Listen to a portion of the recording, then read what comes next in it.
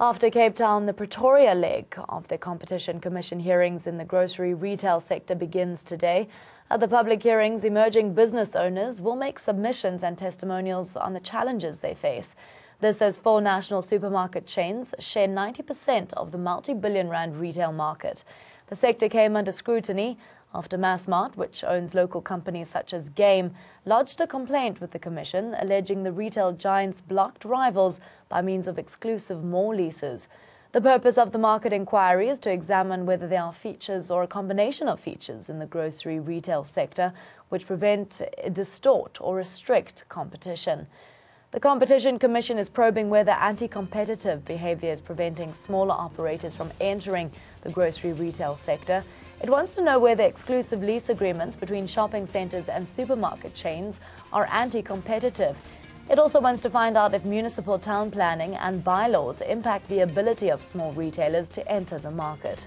We were concerned about some features that we thought may distort, threaten or even prevent competition, particularly in this retail sector.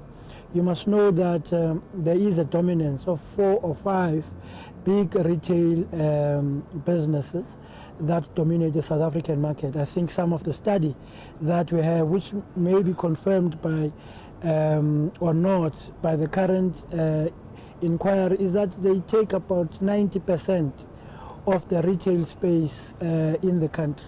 And you must remember, part of our mandate is to look at issues of monopoly and concentration. Currently, Shoprite, Pick n Pay, Spar and Woolworths own the lion's share of the more than 500 billion rand grocery retail market. At the hearings in Cape Town last month, entrepreneurs said big operators in the sector thrive by making it difficult for small businesses to operate and run successful ventures. Also, the challenge was because the laws and the bylaws are changing every time. And you say, I know I've been running the Chisanyama for 20 years in this place. Well, now why are you telling me, but my chimneys must be high so much, and you know? And I'm saying, but I've been running this thing, and this is what I've built, and I've been fine. Now you've changed the laws, now I have to remove this, and you see. So those are the challenges also what we're having, because there are certain bylaws that will be changed because of the environmental changes that are happening, but small businesses are not aware. And when they're enforcing those rules, you find yourself in a backward because you're not even aware of it. If 40 to 50% of us black South Africans don't consume or drink wine, we're actually missing out. So we as black wine suppliers, given the right opportunities and platforms, could start growing the wine market in South Africa and reaching untapped market. For many small businesses, survival is a hand-to-mouth affair.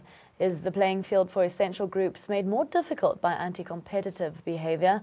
ANN7 reporter Lemogang Foke investigates ahead of the Competition Commission's public hearings into the retail sector.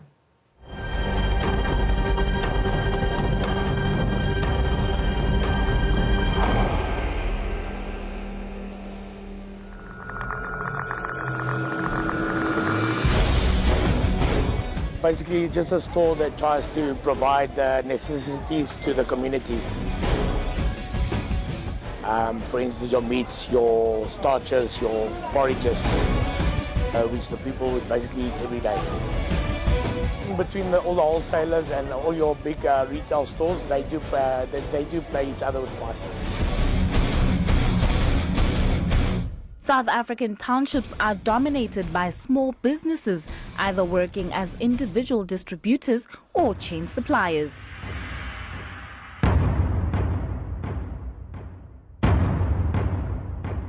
Yeah, it's too much competition. That's why I'm looking always special from other fishing guys. Everybody is himself, not together. And I'm alone from my shop. Just my brother and me. This wholesaler based in Tembisa does not have the support of a supply chain relationship. He was forced to remodel his business due to high costs and only sells essential products. This seems to be the balancing act most small businesses in townships need to constantly do to ensure profitability. Things are very expensive. things are very expensive. So, and we do have a lot of competition here. You see, because of next to Pick and Pay, what big shops. So we cannot charge them more. You're supposed to be with them to share that price. Then customer come to you, cannot go out. Fruit and vegetable is now is very expensive and is need own transport. So we don't have that own transport. So it changed. And fruit and vegetable is supposed to be you within 1 day, 2 days. You're supposed to finish the stock. Otherwise, you're gonna throw it away. It's not like a grocery. You can, if it's not moving today, it's tomorrow moving. Before I opened this shop 2010, before I was selling electronics things. So then I decided to change business with this cosmetic and happies in 2010. Then I changed. That time it was from 10, 11, 12, 13. It was fine. Then even 14, but 15, 16 it was. Because you see there was other shop here in top. And there's this side, that side, inside. Before it was only 2 shops, inside and my shop.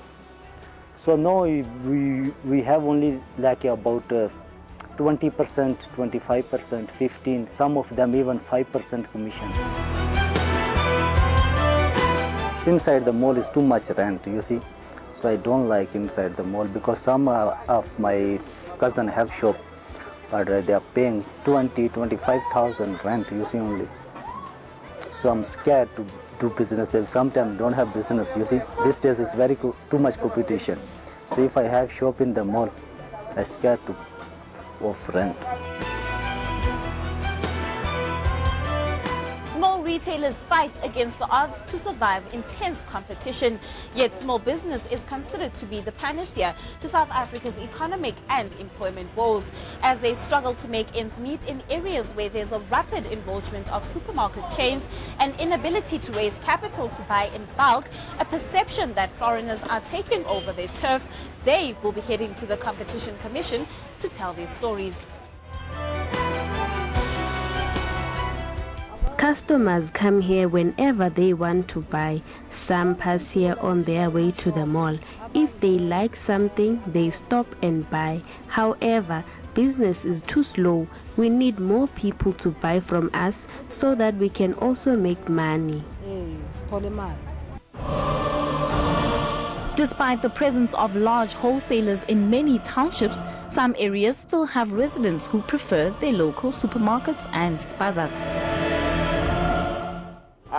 See, what happens is we'll go and we'll negotiate with our suppliers on our own. So we'll do our own deals with them. We don't have to pay rebates and all those things, whereas like your Pick and Pay and that they have to pay rebates and that on top of their turnover, which we don't have. So we can better accommodate our pricing towards the customers. I've got customers here that's been with me for the past, I've been here already 13 years. So most of my customers know me. We try to provide the freshest products, so I can turn on a day, I can turn products around every day. However, in some areas, the harsh reality is consumers prefer bigger retail stores for their groceries. The mall, there's plenty of things that Mhlambeng is doing, yeah. Then around here, some of the things are equal. So that's why I chose the mall over everything. Yes, I think that's the reason I'm mall. Yeah, no, truly. Here at the mall, there are a variety of products available to me. The smaller shops are limited in terms of what they provide. If I'm looking for a variety of products, I do not go to shops that are too far. I prefer those shops that are close to home. I don't go to that's the reason it's nearer.